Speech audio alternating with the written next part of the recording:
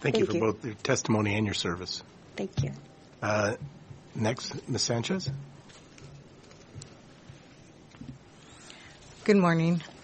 I'm Teresa Sanchez. I'm the Board Vice President for Riverside, San-Bernardino County Indian Health, located in Southern California. And I'm also a member of the California Area Tribal Advisory Committee and a member of the Morongo Band of Mission Indians. Thank you for the opportunity to testify.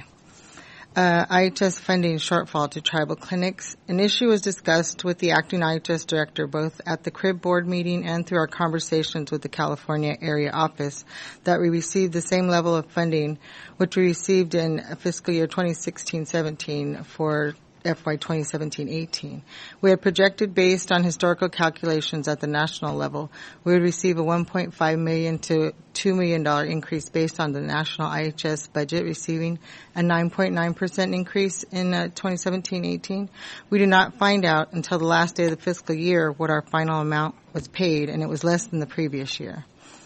CRIB only received a 1.2% increase for all the clinics they represent. In addition, the acting director reallocated $25 million out of the inflation funding to address a lawsuit Acting director reallocated $25 million inflation funding to address I am so sorry. I lost my place. On the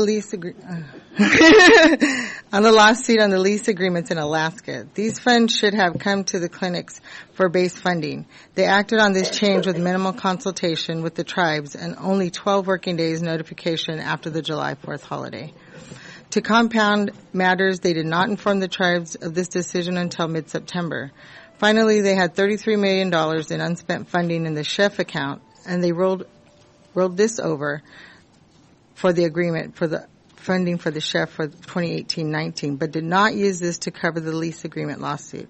All of these issues were raised with the acting director because of the lack of transparency at the national IHS level. The importance of providing purchase-referred care. Riverside, San-Bernardino County Indian Health and CRIB are working on a coordinated effort with other areas in the United States who have no access to hospitals to make this component a higher priority in the funding formula. Of the 12 Indian health services areas across the United States, 4 are formally designated to PRC dependent: California, Portland, Bemidji, and Nashville. The California and Portland areas rely on the PRC program to purchase all of their inpatient care, while Bemidji and Nashville areas are dependent on the program to buy most of these services. The tribal health clinics in PRC-dependent areas must use this extremely limited PRC funding to cover the cost of placing patients in non-IHS tribal hospital and are purchasing other specialty care services. The funding often runs out before the end of the fiscal year in the past, leading to the denial or rationing of inpatient and other specialty care. Although the remaining 8 IHS areas have inpatient facilities funded through IHS, these facilities also receive PRC funding. This further assists these areas in strengthening the system of care that they provide. A critically important need exists to move the PRC-dependent access to care factor from the program increases category in the PRC funding distribution formula to the annual adjustment category. This will increase the potential for PRC-dependent areas to receive funding for the purpose of eliminating inequities in funding for PRC programs, as specifically authorized in the Indian Health Care Improvement Act. As it historically and currently stands, the base funding category is first resourced, followed by the annual adjustment category, and if any funding remains unallocated, it is moved into the last category of program increases, with the access to care factor rests. And also with chef funding. Another topic at the PRC national meeting was the advocacy by PRC representatives for changing the threshold for the chef funding.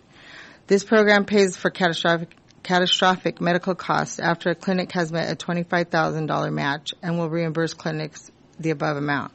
The IHS acting director has not moved forward on the recommendation to move the threshold from $25,000 to $19,000, even though the issue has gone out for comments twice in the Federal Register. The acting IHS director was concerned that in order to implement the change, there is a statutory requirement to include a CPI adjustment factor, and the analysis by the PRC staff used 3.4% CPI rate. However, in reviewing the data through the last 5 years, the CPI would take 10 years to move from 19,000 to exceed the existing threshold of 25,000. However, the National PRC Committee advocated for the change because a great deal could happen over the 10-year period, and the program had a $33 million carryover balance for 2017-18 fiscal year. I thank you for your time and consideration.